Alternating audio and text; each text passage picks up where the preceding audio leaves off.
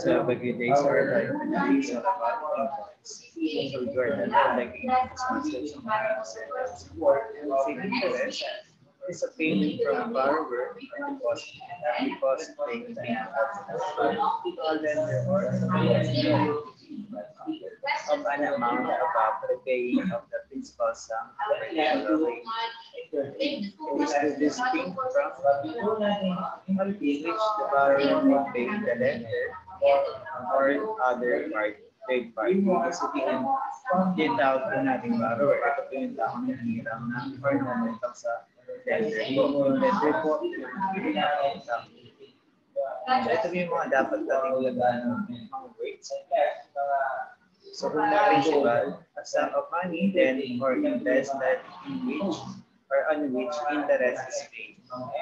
Interest rate is the cost of using money expresses a percentage of the principal for a given period of time, which is usually per year. And the time, it is the term of period of time, which is usually in terms of year. It's a measure of a company's ability to honor its debit payments. Maturity value, it is the amount payable to an investor at the end of the debit instrument holding period of time or maturity date na tinatawag. So borrower, nasabi ko na po kanina, ito yung taong nanghirap ng pera sa lender. So it's a person or organization that takes and uses something belongs to someone else with the intention of returning it. And the lender, ito naman po yung nag-aawatangan. It is the individual, public, or a private group or a financial institution that makes funds available to another with the expectation that the funds will be repaid. Sa example ko nito, yung exercise, mag-ibig ko, loan po kayo, yung loan, yung tinatawag natin. The payment will include the payment of any interest or fees. So we have two types of interest.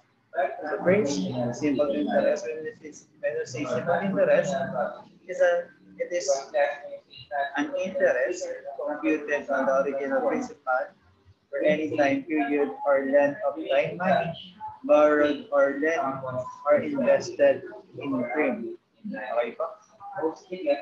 Then yung pangalawa naman po, which is compound interest. When we say compound interest, is the addition of the interest, the principal sum of a loan or deposit, or in other words, interest on interest. This is the result of the interest rather than paying it out. So that the interest, the next period is then earned on the principal sum plus previous latent interest. So may formula tayo na dapat sundin or may formula tayo na ginagamit sa simple interest. So the formula used to find the value of simple interest is I is equals to PRE. I is represented as interest, then P represent principal, R interest rate, then time represent the time. Or T represent the time. So I po natin nasa taas po siya, then PRT. Okay po.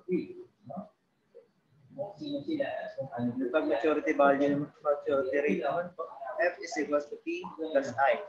Where I is equals to interest, P is equals to principal, and then F is equals to maturity value. So for example, we have Tessa borrowed 2,000 pesos at 12% interest for 2 years.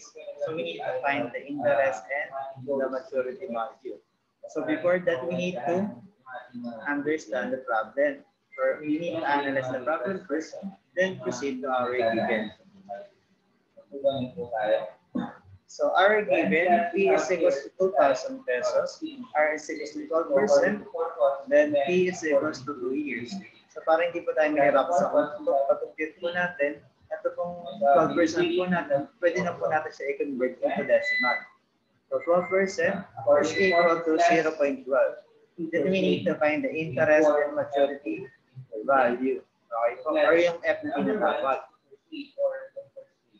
So solving for interest, we need to use the formula I is equals to ART. So we need to substitute the given. So 2,000 pesos multiplied by 12% or 0.12 times 2 is equal to 480 pesos. Okay po. Ibig sabihin, kung pumunta ka daw po ng 2,000 pesos, may interest daw po na 480 pesos. So magkano po ang dapat niyang bayaran? So dito na po papasok si maturity value. So maturity value is equal to F is equal to P plus I. So principal po natin, which is 2,000 pesos plus our interest is equal to 480 pesos is equal to 2,480 pesos. Okay po. Ibig sabihin, kung namunta ka po ng 2,000 pesos, ang kailangan niyo po bayaran is equal to 480 pesos. So solution number 2, solving for maturity value. So F is equal to P multiplied by the quantity 1 plus RD. So we need to substitute the given. So principal is equal to 2,000 pesos multiplied by 1 plus 12% or 0.12 multiplied by 2. So unahin po muna natin itong naka-parenthesis. Kasi may tinatawag ko tayo M plus. M plus parenthesis, equation, multiplication, division, addition, and subtraction. Okay? So unahin po muna natin yung parenthesis. So 0.12 multiplied by 2 is equal to what?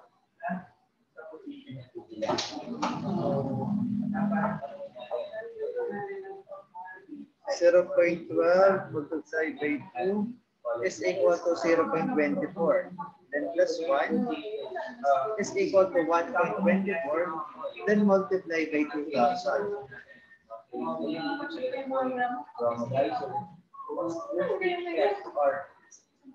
1.24 multiplied by 2,000 pesos.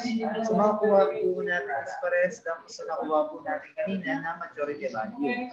Dalawang formula po yung pwede po natin gamitin to find the value of or to find the maturity value. It's either ito pong formula na to or ito pong F is equals to P plus I. Okay?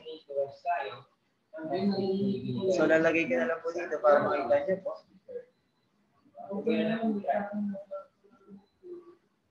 So 0.12 multiplied by 2 is equals to 0.24.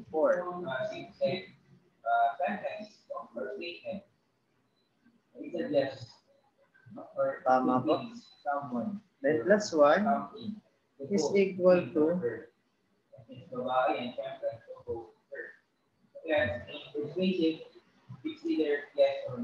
1.24.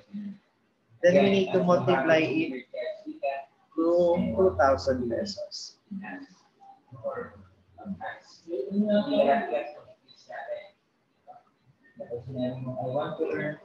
$2,000 multiplied by 1.24 is equal to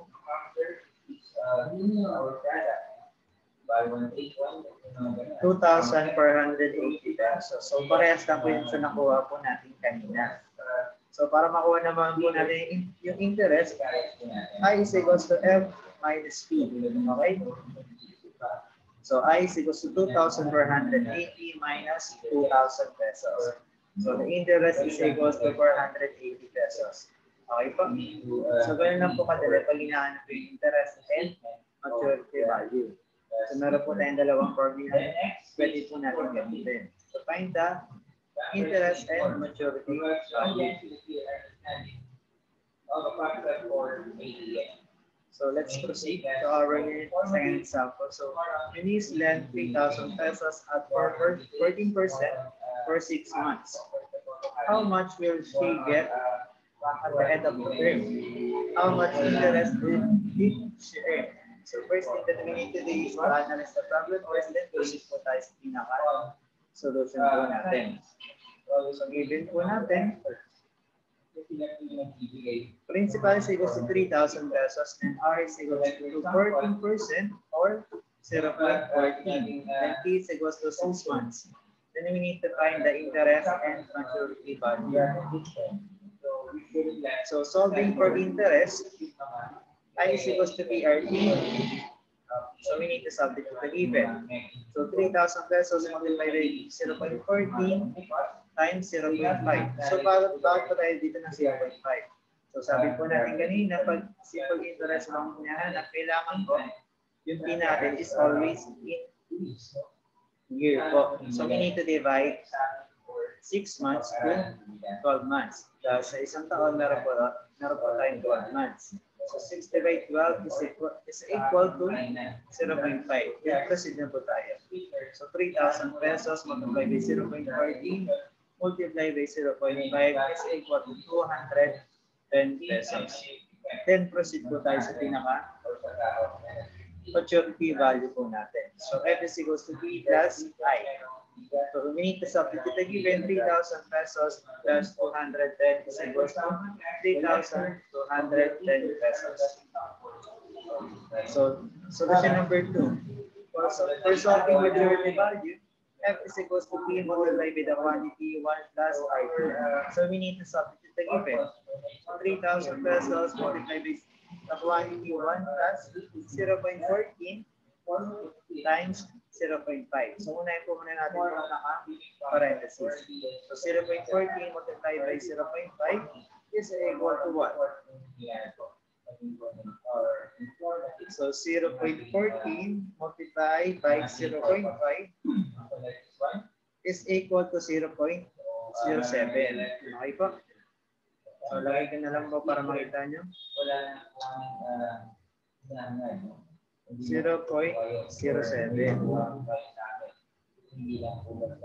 Then we need to add 0.07 to 1. Okay po? Magiging 3,000 multiplied by 1.07. So saan po galing yung 1.07?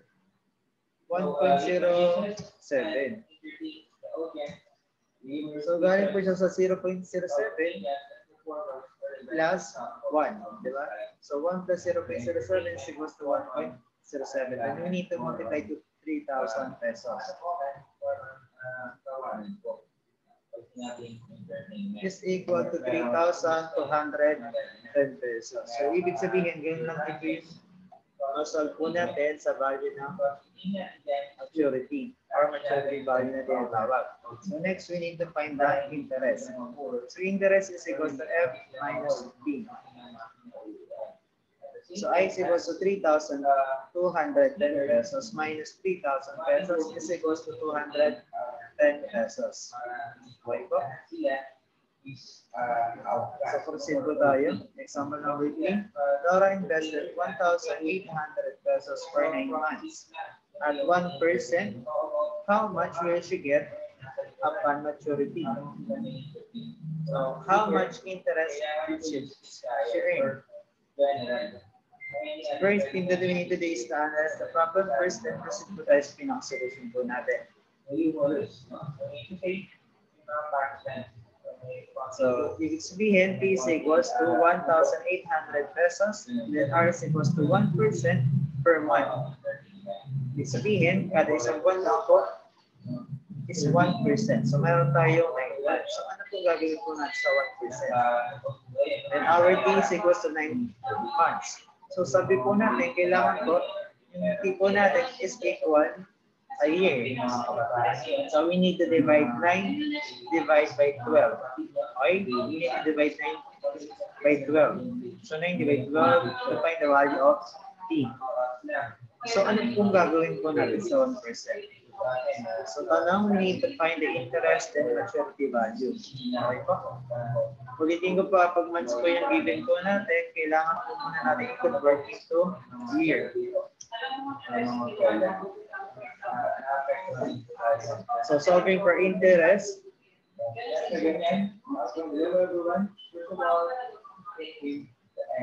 So, our principal is equal to 1,800. Then 1 multiplied by 9%. Okay? More on entertainment. More on So, lagay ko na lang dito. That class, according to the beginning, is where that's ating mga purposes, this time is according to the Sabi ko po kanina, kailangan palagi yung value na input natin is always convert in a year. So, we need to divide 9, divide 12. Bakit 0.75 dito? Memorize and contemporary speech. So, ganyan po yung ating delivery. So, ito dapat year po natin is equal to 0.75. So, saan po natin nakuha yung 0.75? So, balik po tayo sa pinaka-drawing po natin. Kung gumagamit tayo ng podium, may podium po sarap natin. So, 9 divide 12 or, di ba sabi po natin sa isang meron pa yung 12 months.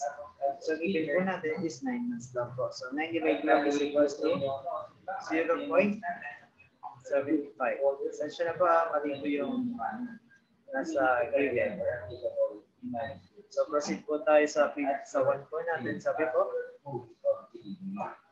1% in per month. So, meron tayo 9 months. So, need to multiply 1 to 9. Okay? Kaya naging 9%. So, 1%, 1% pa yan. So, multiply by 9 is equal to 9%. Hindi very class na binabasa lang natin dahil meron tayo ng Here natin yung and reverse. The class kung experience will be reverse better. Lagyan natin yung text. So, 1% multiply by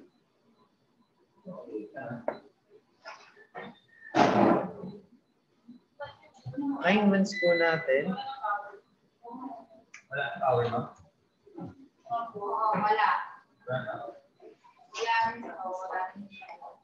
Is equal to 9%. Or 0.09. So, ito na po yun.